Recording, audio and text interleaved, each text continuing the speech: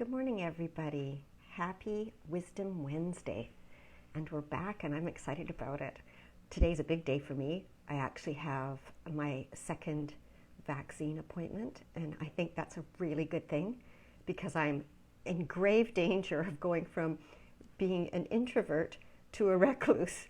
So I think it's going to give me a lot more confidence, I should say. And I'm quite excited about that. So it is a big day. And today is going to be really, really interesting. Our topic today is going to be shadow work. And I love a good mystery. I read mystery novels. I love to watch mysteries on TV. And shadow work is kind of a mystery. You have to become a detective to really unearth the hidden aspects of ourselves. The reason it's important is if we have these hidden aspects of ourselves that we're in denial about, it can really cause a lot of problems. Hi, Thomas. Thomas is going to be joining us immediately, I hope, which is great. And I'm letting him in now. There. And I hope that you're all really going to enjoy today. It's going to be really interesting. Hi, Thomas. Aloha. Good morning. Aloha. Good morning. Mia, it's great to see you. Well, you know what? You are such a good friend, and I miss you when I don't see you. And I'm really glad to see you. In fact, I dreamt about our friendship last night. I thought maybe I need to come to Hawaii. No. I love it. Please come and visit us. Well, seeing as there's so many places I can't go, maybe Hawaii is the one place I can go and see such a good friend. Oh, that's very sweet. Mahalo, which is thank you in Hawaiian. Thank you. Well, I'm just sharing why the things that I love about a mystery, and shadow work being one of the big mysteries. Now, I just want to read this because it describes it perfectly. So shadow work, ? What is it? So shadow work is the process of exploring, I wrote it down, your inner darkness or your shadow self. Shadow work uncovers every part of us, you, me, that has been disowned, repressed, and rejected. And I'm going to add in there that we're in a denial about. It is one of the most authentic paths to authenticity, enlightenment, and all of those. It's I think, quite regularly, something that we don't actually do, even in counseling. So in terms of an actual process about shadow work. And yes, I work with the dark sides of people, but not in this specific sense. Now, the reason I wanted to read that to you was so that everybody could really understand what it is. The other part that follows after that is the cost of not embracing and accepting that we can be all of these dark things as well as our light things. And then embracing that, it creates a huge amount of freedom, I think, and acknowledgement of who we really are. So I'm also going to defer to Thomas today because Thomas is a shadow coach through the Debbie Ford Institute. And he's done all that work as well as training, hi Adam, as well as training to become a shadow coach. So I haven't done that. I've done the work. I've gone to the workshop. That's where Thomas and I met. I know how incredibly impactful shadow work is because the costs and the different perspectives of looking at those parts of ourselves and how they run our lives without us even knowing is really important. Would you not say that was true, Thomas? Oh, Mia, my entrance point to my life, to my authenticity, was really through the discovery of so many different shadow parts of me. I mean, the biggest being, so I sat a Sunday evening in Calgary, Alberta in August 1988, and I looked across to the person I love most in the world. And I said to my wife, I'm gay and I need to leave this relationship. So for the first time in my life, in those words, the three scariest words that I could ever whisper, I am gay, was me finally leaning into and bringing into the light a shadow part of me that I hid for 29 years. A part of me that I made up a story. If the world saw, if I declared that I was gay, I wouldn't be loved, I wouldn't be liked. So there's the shame, there's the fear, there's the disapproval. So Mm-hmm. for me, that coming out, that sharing a shadow aspect of myself with a person I love most in the world was really the beginning of me living the most authentic life I possibly could. Because what was always behind me, although Mm-hmm. terrifying for me to declare, right, just out of view, Yeah. and yet in direct light, was really a beautiful part of me that I was afraid to actually embrace for all kinds of different reasons. Probably the most significant was the dynamic of homophobia that existed in the world, still exists today, but perhaps a little bit more prominent then. And of course, Mm-hmm. that shadow part of me, right, was made up of huge parts that I hid, that I denied, that I suppressed, that I didn't want anybody to see. But most importantly, I didn't want to see that part in myself. So I did everything I possibly could to hide that from the world. So for me, the joy of my life today, and it may sound a little bit strange, perhaps for somebody listening that might be a little bit challenged with maybe not their sexuality, but maybe another part of themselves that they don't want the world to see. When I finally began to bring light to that shadow, Mm-hmm. so there was two aspects of me, right? There was the part of me that was straight, and it clearly existed, but that was the part of me I pretended to be, and then there was the gay part of me that I didn't bring any light to. So the moment I began to do that, it's when my life really began to open up for me. Yes, and I can imagine there was a huge emotional impact for being able to do that. But that's such a beautiful example of a really big, deep shadow. Now, Absolutely. I had never really thought about it until you and I were at that course. And, I'd read what is it? The Dark Night of the Light Chasers? Yeah. Or the Dark Dark something? side, Dark dark Side. side, Dark dark side of Side. meditation. Yeah, Yes. Dark Side of the Light Chasers. And so I was sort of familiar with it, but I hadn't actually experienced it myself. And so I don't believe that I have, you know, a similar one to you. Um, Although my son might, say that differently. But that's Mom. You haven't been on a date in so many years. You, you know, you should really think about this.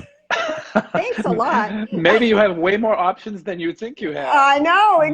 exactly. I know exactly. And maybe you have a dark side, or a dark side you're not looking, or a shadow side, not a dark side, but a shadow side you haven't looked Shadow at side. yet. I'm going, okay, Exactly. I haven't. I'm trying to work through that one. Yeah, But indeed. but for me, I have to say that one question, when we were in our groups and the coach led us through that exercise of, and it went on for a really long time because it sort of morphed into a whole nother, as well. I know. Yeah, I was like, oh. But that question is, what is the one thing you wouldn't want other people to know about you, And say then, about you, yes, right? yes. And of Right? course, I think the example was this me to add a little bit more drama to it. So for you And in Vancouver, right, the question would have been, Mia, if there was your photograph on the front page of the Vancouver Sun and there was a headline that describes some part of you that the world doesn't know about, what would it be and how would you feel about it? ooh, that's a really good one. Okay, let me think about that. Because at the time, my Yes. answer was really simple, and I think it's similar to one that you had as well, which was selfish. Now that's when that was long ago that I was still working through a lot of my history with my mom and narcissism and all of that kind of stuff. And that has an element of selfishness to it just automatically. And so for me, it was like, I so would not want to have that label above my head on a newspaper. That's really well said. And then going through the whole process of, well, what does that really mean for you? If you're so in denial, you're Mm-hmm. rejecting the selfish side. And that's where you and I have come to learn through the process of self-care, Yes. self-full, because that left me with the inability, absolutely 100%, the inability to look after myself. And I had to burn out 3 times before I figured that out, right? So Mm-hmm. now I want to defer to you, and because I want, like, I'd love to know how you were, and that's just a great example of, the newspaper. I'm trying to think of some more that might come up. Uh, but please share with us, what it is that the importance of the shadow work, how you work with your clients with it. Does it come up? Do people come to you because that's something that they really want to work on? Or is it sort of something they come to as you're working in process? Like, could you help us understand all that stuff? And I'm going to be I sure quiet can. now. I sure can. Well, first of all, I think it's important to pay homage to the origins of the work. And of course, Yes. the shadow is a concept that was first coined by Swiss psychiatrist Carl Jung. Mm-hmm. And of course, it describes those aspects of the personality we choose to reject. And the key, Mia, is choose. We choose to reject. And of course, at the time, did I think I was choosing to pretend to be straight? No, I wouldn't think. If anything, I was in survival Mm-hmm. mode, right? Mm-hmm. Because part of the story was if particularly my family, some prominence in Calgary, very athletic family, if they discovered that I was gay, right, the worst was that I would be killed. I mean, it sounds silly today, but for an emotional, teenager, 20 something, and then using marriage to pretend that I wasn't gay, right? It was a layer that I put over top so that the world didn't think that I was gay. Mm-hmm. And of course, a year after sitting with my former partner, my wife at the time, we had this beautiful forgiveness ritual ceremony. I asked her if she knew, right? Did she know that I was gay? She said she didn't, but her mom, my mother-in-law, did. Oh, And isn't I that remembered, interesting? yeah, and I remember 2 years into the marriage, my wife's mom came to me and kind of sat me down and said this to me. At some point in time, Thomas, right, you and my daughter are going to have to begin to act like husband and wife. So here's the story, Mia, I made up. She knew that I was gay. Mm-hmm. And of course, it just made me more scared, right? Mm-hmm. It, it, it invited me to be deeper in that closet for myself. But my point in all of this is that shadow describes those aspects of a personality that we choose to reject or repress. It's a collection, right? It's a collection of regressed and repressed aspects of our identity that Jung referred to as the shadow self, Mm-hmm. right? It Mm-hmm. is it is born, right? It's one of the most it's born out of this notion that there's a part of us that won't be accepted by the world. So Mm-hmm. it's when we begin to hide it. And we can do it as early as 4 or 5 years old, right? And of course, eventually what we end up doing is we end up making sure that we do not allow the world to be able to see an aspect of us because of a story we've got connected to it. And of course, one of the most important principles that we're able to learn is that the way we feel about ourselves, right, on the inside determines what we can create for ourselves on the On the outside. So outside. if you had known me, right, in a married relationship with a woman, what you would have been able to see was somebody that really struggled, somebody that was really scared, somebody that was really protected, and Mm-hmm. somebody that was also overcompensating, right? Mm. A people pleaser, somebody that would do anything to make sure that the world didn't see that I was gay.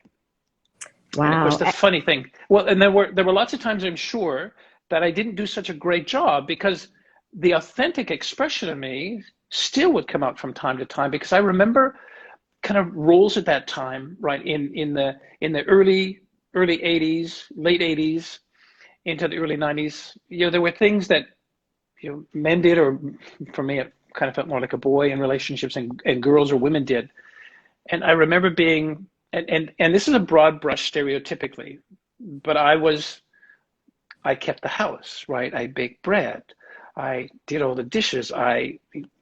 And Mia, the funny thing is, as the groom in the wedding, I walked down the aisle at the cathedral. There were so many parts I look back now and think, how could people not know I was gay with all of the ways of being that I really either didn't know I needed to cover up, or it was kind of a way for me to kind of gift myself with a little bit of the real me eking out. And maybe at some point in time, somebody would come and say to me, Thomas, are you gay? And of course, that only happened once, right? In high school, I Mhm. was kind of part of the jock culture, and a dear friend, actually a boy in high school I fell in love with, and he's attracted to, right? He's attracted to women's hearts.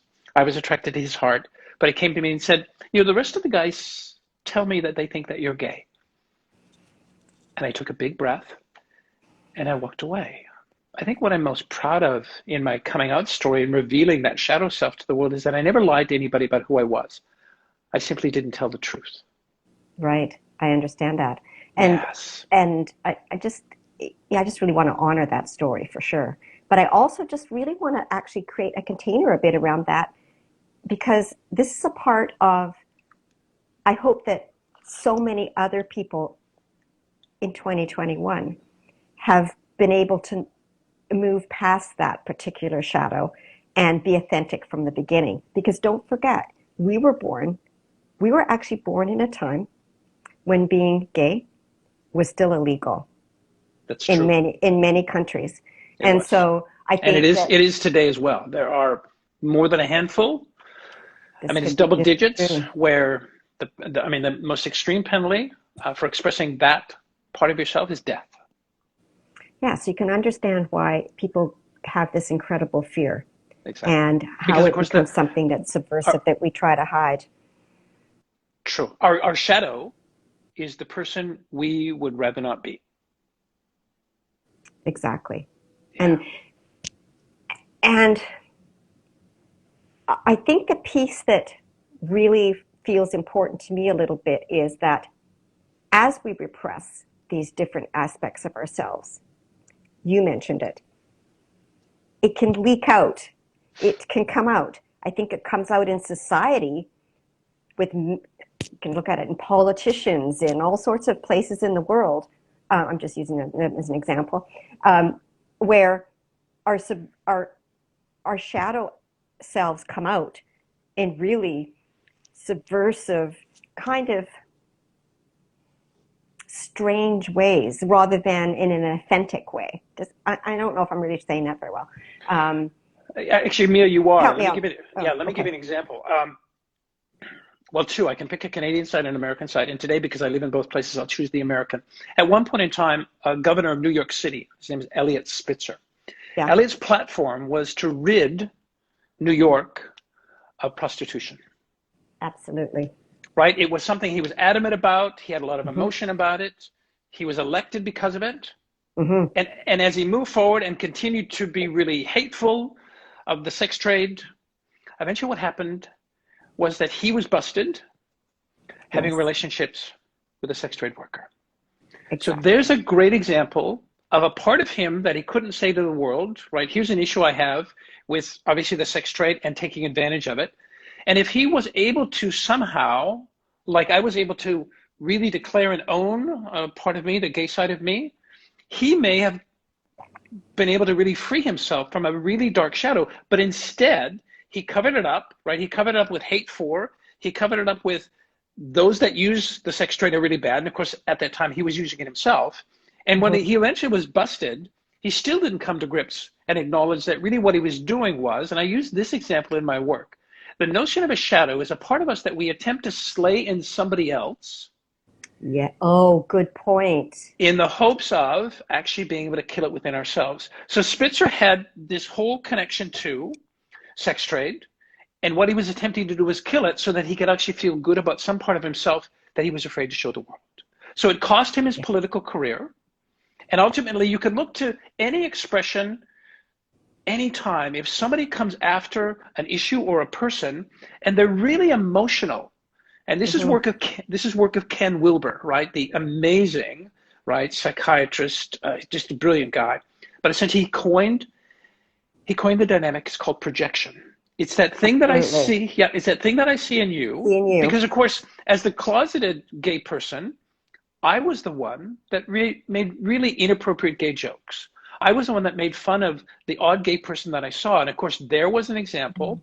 I was slaying something outside of me in the hopes of feeling better about myself.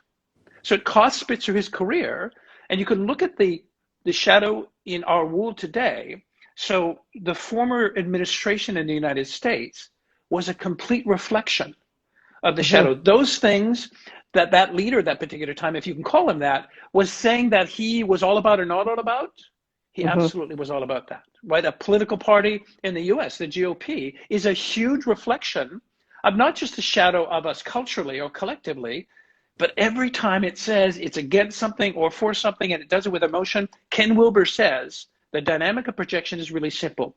If you go after something outside of yourself and there's a lot of emotion connected to it, as in me, it really pisses me off that you're late all the time. Somewhere in me is some part of me that I feel really bad about who is late. Exactly. And this is one of the best explanations of projection because I remember that in the course too. And that's when what is it? You're pointing a finger that's, four fingers coming back at you. So if you're noticing it in somebody Exactly. else, it's yes, thank you, Janet, you're right. If you notice it in somebody else, generally it's something you're in denial about for yourself and that you actually need to look at. And so kind of like my desire not to be selfish was a disservice, but also I I actually think I wanted to be selfish in some ways because I could see See the selfishness in everywhere key. else and Yeah, complain about yeah, everyone who's being that's really great. selfish. So now I embrace Indeed. my selfishness, Which right? is really wonderful. You call it self-full. Self-full. And if you Sometimes, can, and yes, self-orientated. And self-oriented, sometimes I I love it. admit it and I go, wait a minute, I really want to be self-orientated about this particular issue. I need to think about myself here. And that's really new. And it's hard to do. It's not easy. What would be some of the benefits? And I'll share some of the benefits that I now know about the straight part of me that I pretended to be. Hmm. What would be when you choose, because I think the key, and it's really important for our listeners and watchers to understand this, the shadow Mhm. isn't something that we want to destroy. It's actually something, some part of us we want to bring love to, Yes. right? So when you choose self-oriented, when you choose selfish, when you choose self-full, and of course, at some point in time, you made up a story that that's the worst part of probably the little girl in me that you wanted to show you didn't want to show the world. But what would be, can you name some of the benefits? What's some of the good things that you get from choosing selfish? I'm more authentic. Boy. Um, I get I can communicate what I need and want more instead of seeing that as a selfish little package. So life works better that way for me because Mm-hmm. I can ask for what I need and what I want. Um, yeah, so obviously then I can also look after myself better in a lot of different ways. I'm going to actually choose to go and have a bath right now because I'm feeling stressed. That was yesterday. I was feeling stressed about doing my finances, not good with numbers. and and so I rather than I was supposed to be talking to somebody else and I went, no, no, no, this is what I need to do today. So in the past, I would have thought, oh, that was really selfish. I shouldn't do that. This person has to come first. And then I thought, no, I need to come first. So, and I love this because somebody says, I can't see who it is, but it says means you're filling your buckets. You can also give to others still. Absolutely, 100%. So that's the gift of that comes out for me is that when I do that, selfish, as I label it, choice, Mm-hmm. then I can be there for others in a better way, a healthier way. Let's say healthier. Healthier way for you. Yeah. And when you're not making that choice to be selfish, what's some of the detriment you create for yourself when you don't choose that part of you? Well, I think I mentioned it earlier. I burn out. I Yes. overfunction. I people please. Let's just say I overfunction because because the other thing that's wrapped up in that is laziness. So Laziness. we weren't, yeah, I was not allowed to be lazy. And now I don't even use that word. I use the word, I know how to relax. Beautiful. I know how to be. I know how to not do anything. I know how Yeah. to be mindful. Don't use the word lazy at And all. really that's gorgeous self-care. Yes. So they're kind of tied in together in terms of Of course they how are. I grew up. Yeah, Yeah. because the shadow wields this enormous power over our lives when we don't bring light to some part of us. You had asked before, when folks come into the body of work that I do, the shadow work for them to discover, parts of themselves that they have been afraid to actually show to the world. And I'm not the one that shows it to them, right? It's them connecting with their heart. It's them connecting Mm-hmm. to this internal world of themselves because they're always aware of this part of themselves and eventually getting to the point, because the shadow really dictates our attractions, right? Mm-hmm. And it dictates our repulsions, and it determines what we love, but it also can be this big judge. It can be really critical of who we are, right? Because it determines, the shadow can, And others. and oh, absolutely, yeah, Yeah. and others, because our shadow controls the level of success, the level of joy, the level of love, the level of abundance we can create in our lives by simply being the full expression of who we are. Whether that's the lazy self, the selfish self, the straight self, the gay self. I'd said to you, when I finally got through and lived this really joyous world of being authentic Thomas, and of course, this part of me, right, this gay expression there's so many different aspects of Thomas. It's a small part of me. It's a really important part of me. But when I look back to love the part of me that pretended to be straight, right, my coach at the time said, Thomas, what would have been some of the benefits that were available for you, even when we know that you weren't being authentically yourself? So as you pretended to be straight, what were some of the things that you got? Clearly, Mia, I got at the time one of the most significant relationships in my life. I got love. Yeah. I got a connection to a community that was amazing. I got to express some passions for me, although they'd be different as a gay man, but I got to express some athleticism that existed for me. I really got to move in the world, right, at the same level that my family at the time was recognized for. So there were some great benefits. So it isn't a part of me that I hate. It's a part of me that I've learned to love. Because the Mm-hmm. moment we can love and bring light to the shadow parts of ourselves, I really feel it's a moment where we set ourselves free, where we suddenly Oh, don't yeah. care. We don't Mm-hmm. care what the world says about who we are. It's that notion of, and although not as a patient, right? The first out gay man that I fell in love with introduced me to an amazing man who happened to be a psychiatrist at the University of Calgary. And this man was so generous in his desire just to want to sit with me, not as psychiatrist patients. But he said this to me. He said, Thomas, as you contemplate sharing this part of you with the world, he said, and it was interesting. He said, I see a couple of options. One, you can say to the world that the reason that the relationship with your wife didn't work out is because you didn't want to be married anymore. It just wasn't working out. So essentially what he was saying to me was, you don't necessarily need to tell the truth. But the biggest motivation to coming out to my wife and to myself was to gift myself with breathing life into who it was I was really being. And imagine, Mia, really not caring if that photograph of you and the title saying that Mia is the most selfish person in the world. Because now when I'm asked that question about what part of you would you be afraid to share with the world, and now I can take a breath because I've shared so much of me with the world, especially the deepest and darkest and scariest part of me, I wouldn't care what showed up, because one of the keys would be this. It would be an acknowledgement. Long ago, I had this man that was very interested in dating me, and he was really lovely.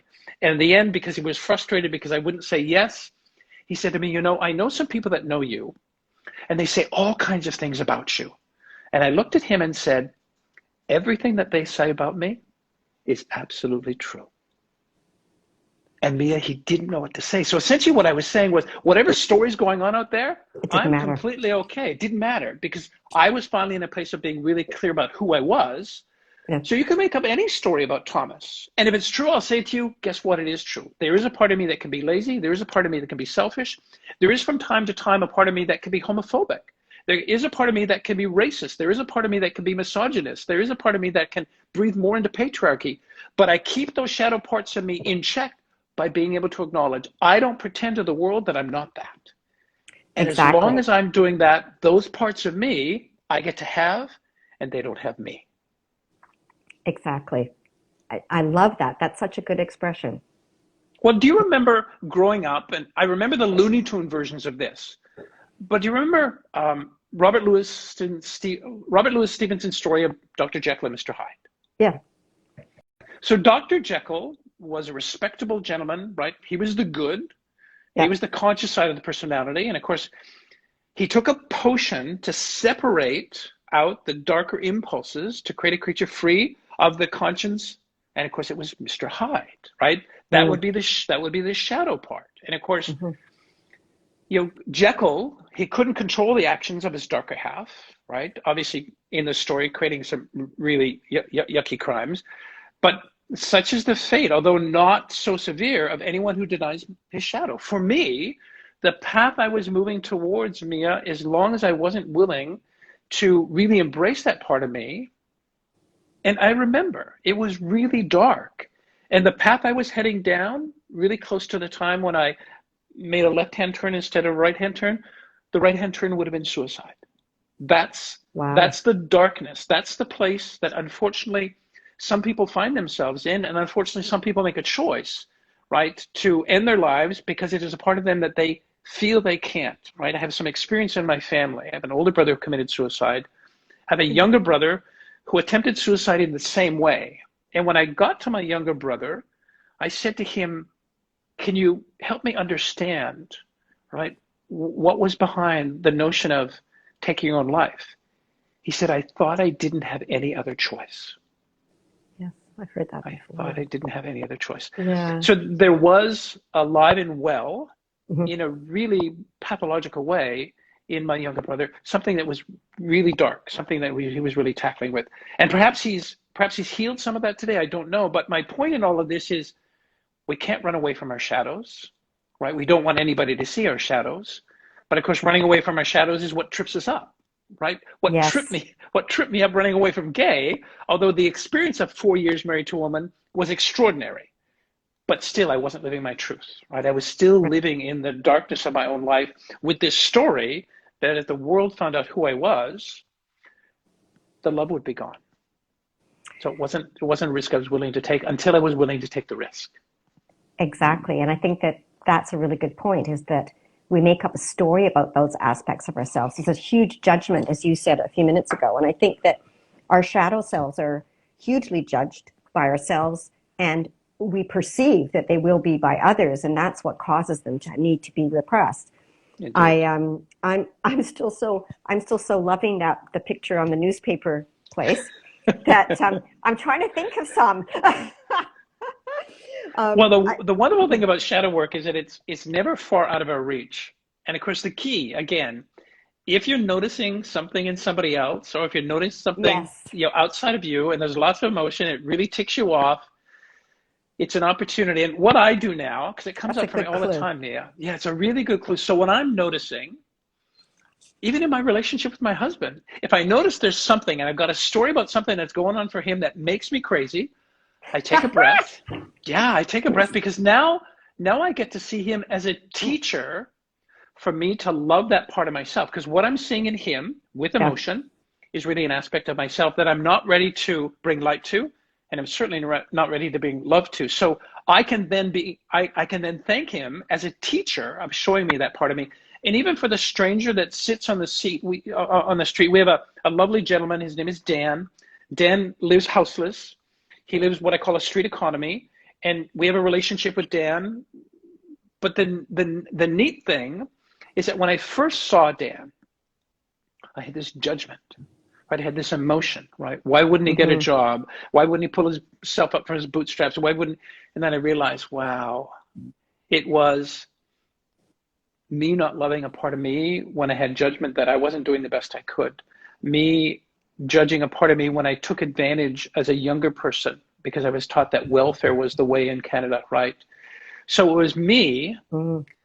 not loving a part of myself. So eventually, and I didn't say this to Dan, but Dan became an extraordinary teacher for me to love parts of me when from time to time I felt the need to take advantage of this beautiful social net that exists in Canada. And although he lives here in the States, I got to notice his judgment. So it was a shadow part of me, right? This part of me that from time to time has had to be dependent, right, on that social net.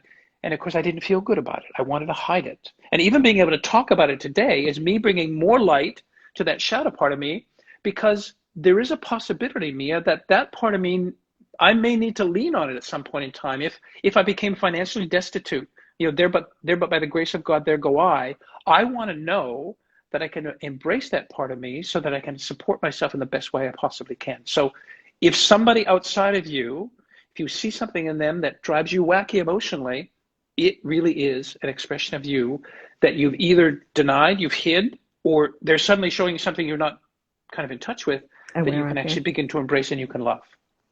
I'm loving what you're saying. I'm wondering if anybody else is noticing that with that idea that somebody else is going to reflect that back to you. I, of course, started thinking about, okay, wait a minute, right? I'm having a conflict with a really good friend that I've known since I was 6. And I'm thinking, okay, so what is it about our relationship, about that person that I'm judging, that I'm, right? And what I'm criticizing her for being or doing. And yeah, like, I love that because, as you say, wait a minute, that's a hidden aspect of myself. What part of me is doing that? Or where am I not embracing that part of me that I actually need to? Good Right? for you. Yeah, good for you. And here's the other tricky thing, because of course all of this evolves out of our ego, right? And the ego's purpose, nothing wrong. I love that part of me. I'm just really clear that there's another part of me that runs the show on a bigger percentage of my life than the ego does. The other tricky part about the shadow, it isn't just about a part of us that's dark. There's also light parts of us that we see in other people that we find really difficult to embrace. In fact, and I discovered this, Mia, and maybe you did in the shadow process as well, when we got to the point in time where people reflected back to us parts of ourselves that were filled with light, I found it really difficult to embrace the parts of me that were more light-filled than dark-filled. So for instance, I see in somebody else a quality that exists, and I think to myself, so I want to save money, right? I want to save $10,000 in 6 months. The qualities I would need to embrace to do that would be thriftiness, discipline, commitment. And I think to myself, well, Mia's way better at being able to save money because she's been able to do that for 6 months. Yeah. And just by the sheer notion that I can identify that you've got the qualities to save money, it already means that those qualities exist in me. Remember, projection is whatever we see in somebody else with some emotion is what exists in us. So you give me an opportunity to be able to breathe into the light part of me. I do have some discipline, right? I do have commitment, and I can give you all kinds of examples where that lives. Yeah, thriftiness, I'm Scottish. Thriftiness is absolutely a part of how I can express. My point is this, oftentimes when folks delve into shadow work, they think it's all the dark parts that we're going to do work on, but sometimes, and in my client base, it's the light part. Sometimes the biggest challenge for my clients is for them to be able to acknowledge and breathe into these light parts of themselves, because when they don't bring a light part of themselves forward, it's a part of themselves they can actually really use to kind of spring forward and create this version of themselves that they've never been able to do before, because they had the same story about the light part of themselves. If they express that, they had the same story about the light part as they did the dark part. The story was, if I show people this part of me that I think is really great, they're not going to love me. They're not going to like me. So we even dampen down the light parts of ourselves. That's how tricky this work is. I actually think that that's huge. And I'm so glad you reminded me of that, because when you said you remembered that exercise, part of the exercise, and it was hard, I have no memory of it. Interesting. No memory of that. It's only just starting to come back to me now, because they asked us, what is something you admire in someone else? I think there was 3 people we had to give. I think it was 3. And yeah, three sat in front of you, right? Right. And you had to say to them, and then they call it reflecting your light. And then they would turn and say, Mia, what I see in you. Mm-hmm. Yeah, I think I found that one pretty difficult. But now that you're mentioning it, I'm thinking, oh, wow, yes. What are those things that are people that I really admire? And I used famous people actually for my exercise, not with the, also with the other people. But I remember Martin Luther King, Oprah Winfrey, and I think it was Princess Di. And so looking at what qualities, as you're saying, what qualities do they have that have me, respect them and admire them, am I not embracing in myself? And I think I'm going to have to do that exercise again. And we've been, and I think what exacerbates an inability to breathe into our light is being cultured, right, in these stereotypical gender roles, right? I was not Right. ever invited as a little boy, a younger person, an adult. Nobody ever sat me down and said, Thomas, in order to really understand, right, your ability to accomplish whatever you want to accomplish, I would like you to begin to express, tell me, right, what are the really beautiful parts of you? Because I thought, oh, I can't tell anybody that, right? I used to be told by my family when I would say to them, I really think I'm pretty good at school. I'm really good as an athlete. And your mom would say, oh, don't be so conceited, dear. Yes. So the message I got was, don't tell the world, right, the things that you feel really grateful about, or don't tell the world the great qualities that you have. You'll remain humble, because ultimately the story I made up, Mia, was, again, I wouldn't be loved or liked if I told people the really bright parts of the life that I had. Because, of Right. course, oftentimes the epicenter, right, for our shadows is connected to a story we made up when we were much younger. So let me give you a really great example of what I bumped into in this work. Okay. So for the longest time in my life, and really a long time, I was a liar. A shadow part of me was a liar. I didn't tell the truth. I literally lied about all kinds of things. At one point in time, and there's that expression is you at some point in time you don't even know what the truth is because you lie that often. That was my case. And I also grew up in a family that had a lot of liars in it because we just, that's kind of how we survived. Mm-hmm. So I was really uncomfortable with this part of me. It was really difficult for me to love this part of me. So I threw all kinds of things over top of it, right? I threw this notion of that, I'm holier than thou, I'm really spiritual, but I didn't do anything. So in some of the work that I did, some of the shadow work I did, in an internal process, right, I kind of was taken back to a moment in time where I identified, and even as I tell you this, I close my eyes to really remember it. I'm finding myself, Mia, I'm a 4-year-old little boy. Mm-hmm. I'm standing at the front door of our home in Calgary. I'm behind the door, but there's some glass panes. I can see the person on the other side. My mom answers the door, and Mia, it's a police officer. And the police officer said, Mrs. Dolan, and my mom says, yes.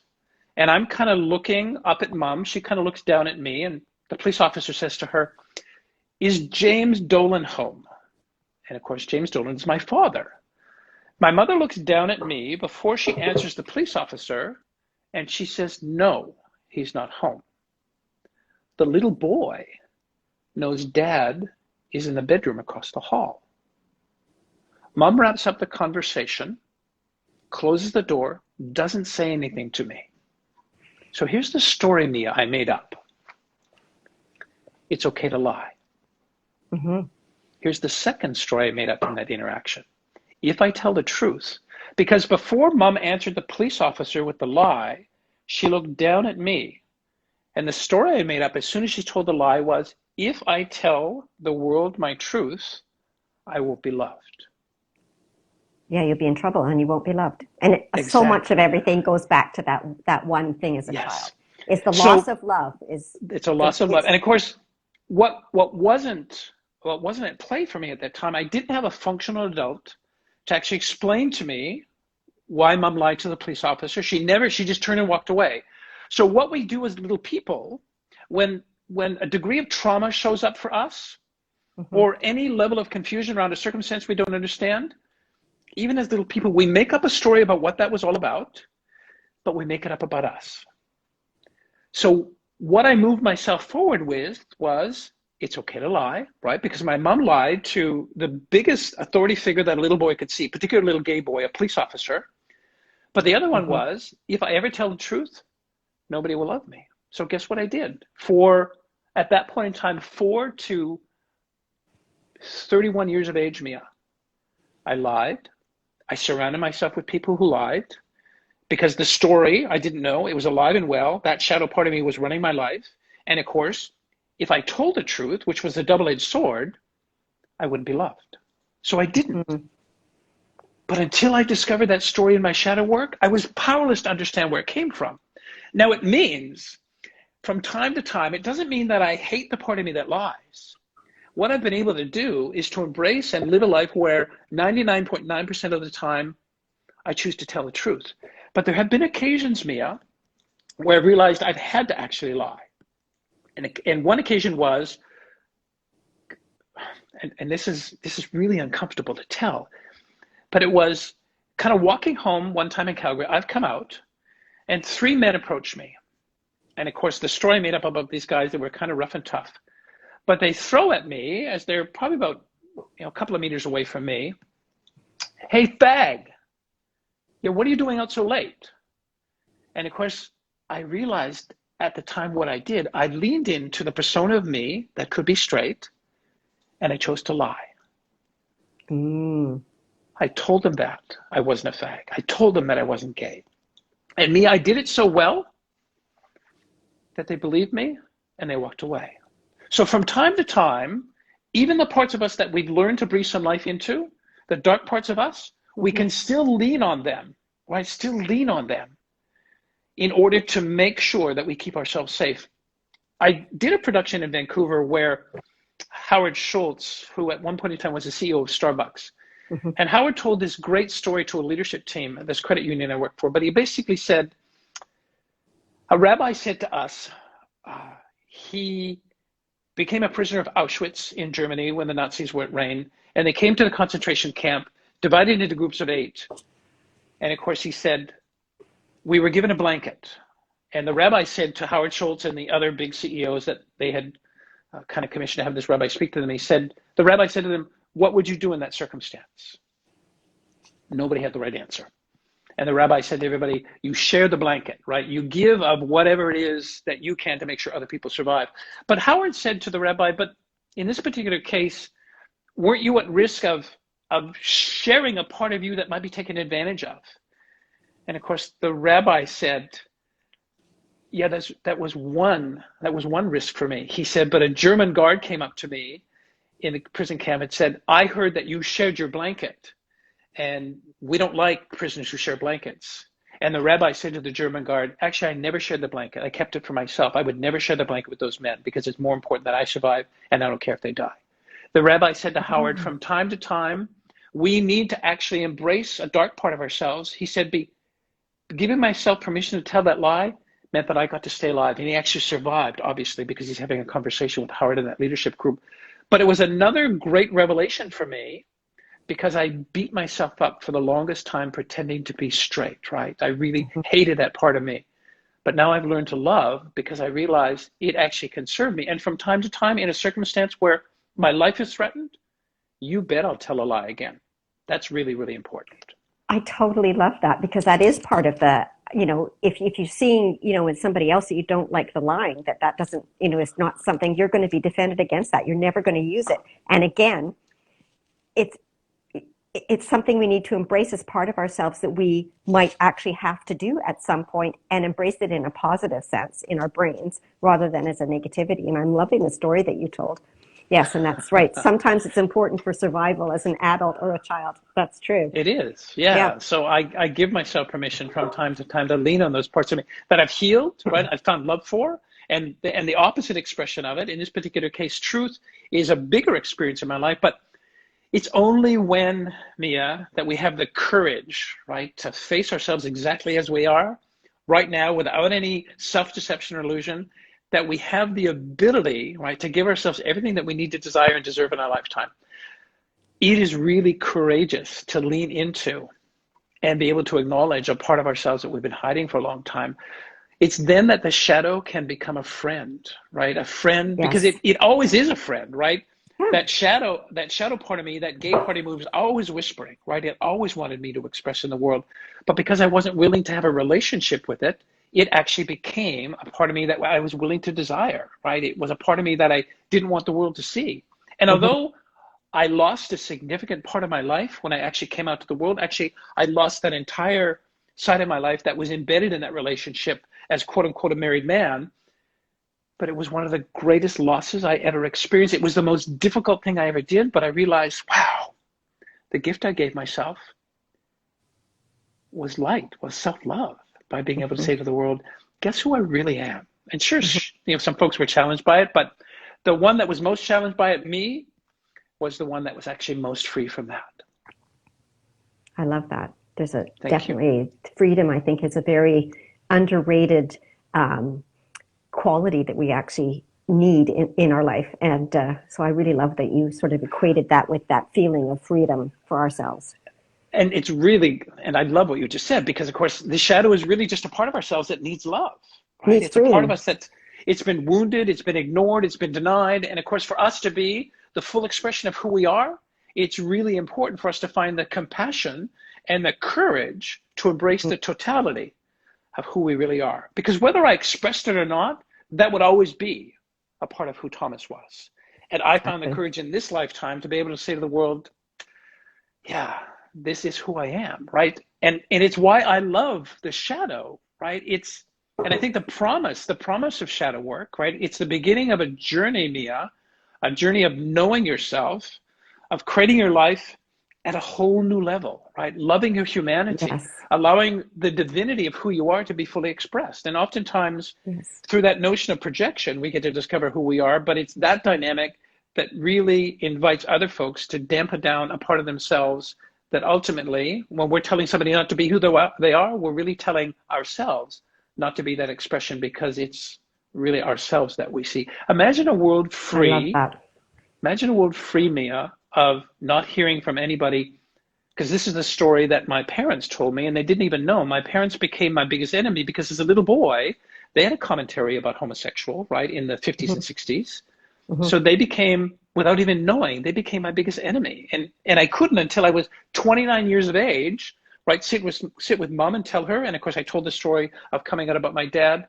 It was then that not only did I get to breathe into the totality of who I am, but they also got to live in an expression and see a whole part of their son that they didn't even know existed. Exactly. That's beautiful. So Thank it's you. not only a gift to ourselves, but it's a gift to others as well. Because I True. mean, I love, yeah, I mean, I love the statement. If you're not going to be all of yourself, then who is? So, at the end of the day, and True. Yeah. what I'd really love to suggest to people, if you're watching now or later, that if you want to do some of this work with Thomas and even with myself, starting with that one picture in my head from the beginning. If you want, and okay, so what if it's a picture of you and it's in the front of the newspaper? What's the one thing you wouldn't want, or two or three things that you wouldn't want other people to say about you? So that's one part of the exercise. The other Yes. part is the reverse of that, which is what are three people that you really admire, and what are the qualities that you admire about them? And they don't have to be famous people either.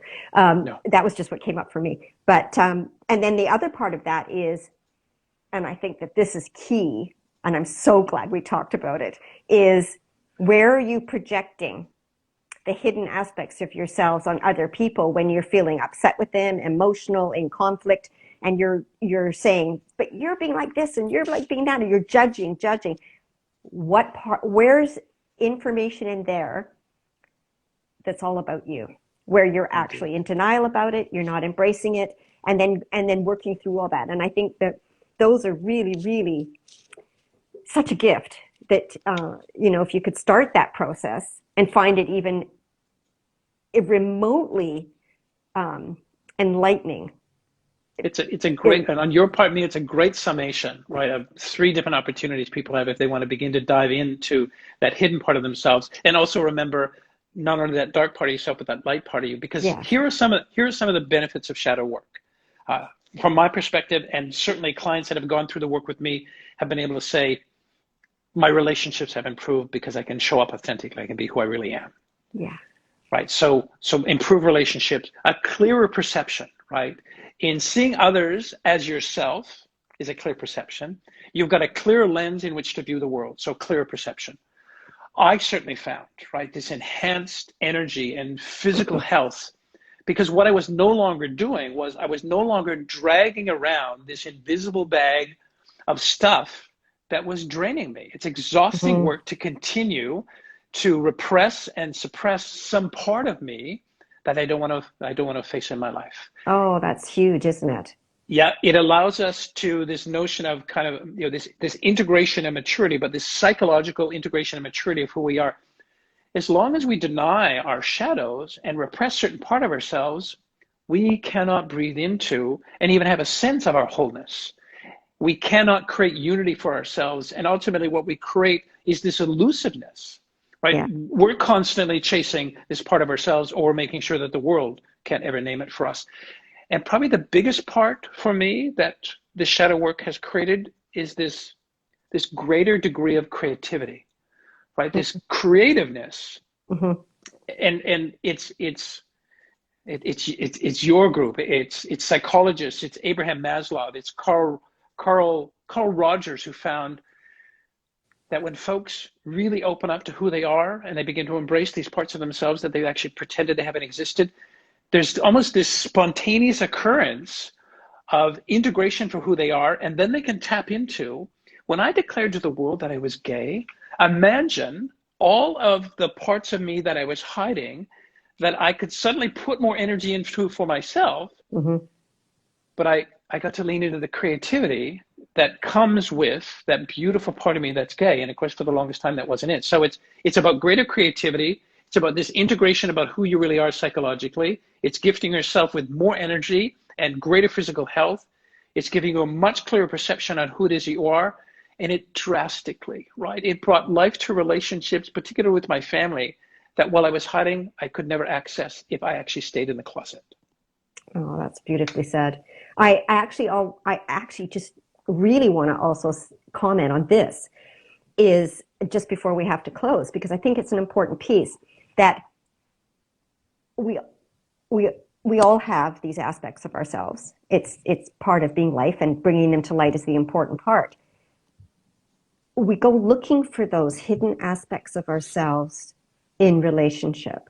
So doing your shadow work is really a responsible way to improve your relationships, because what's really interesting is you go to look for those aspects that are the hidden things that you actually need to develop in yourself, in another person. And then what happens is you start to judge them for that, because you are not embracing that. That's the projection piece. You are not embracing that aspect of yourself. And so I just really want to say that this work is so powerful individually. However, if you're not doing the work, it's actually going to really spill over into who you choose to be in relationship with, and what's going on, what it is that you're actually trying to get from them. So you're trying to get something from them. So this really is a very big topic in terms of how your shadow plays out in relationships with your significant others, and that you choose to be with. That's why I believe so many relationships fail, and people really struggle and end up in a lot of conflict, is because of this particular dynamic, which is you're in denial of aspects that you're really needing from that other person. And that's a whole nother big topic, but it's true. Janet says, yes, that's true. It is true. So it's a great point, Mia. Yeah, really great point. So I just wanted to say, that's where a lot of work I end up doing with people in terms of their shadows is that particular piece. It's also called the amoeba effect. So it's like where you're kind of misshapen and you've got your hidden shadows. You want to merge with somebody to create a whole, because you can't do it yourself. And it's only the emergence of that wholeness of yourself, embracing all of those things that you either need to learn or to do or to be, is what's going to actually create better relationships with others as well, eventually. It really is. Yeah. I mean, giving yourself the gift, me giving myself the gift to be the full expression of who I am, ultimately has everything to do with how I show up in relationships, because my commitment is I'll bring all of my stuff, right? The baggage and what I deem not to be the baggage, because ultimately, if I can't continue to do that in my life, what's the point? Exactly. Yeah. Exactly. Oh, I really appreciate how much you've shared about all of this in yourself. And I hope that people can really see that as we're sharing our stories, it shows the processes that we've been through, and in terms of what's possible for yourselves as well. And I think that that's where Thomas and I both really come from, is that if you'd like any support at any time working through all these things that we've either done professionally or personally, please let us know. We're here to talk to you. But I want to sign off too and say goodbye before we hit that magic button where our video will disappear. Great. Thank you, Thomas, Mia. thank you. It was so nice to see you, and I will talk to you really soon. Aloha. Aloha. Bye.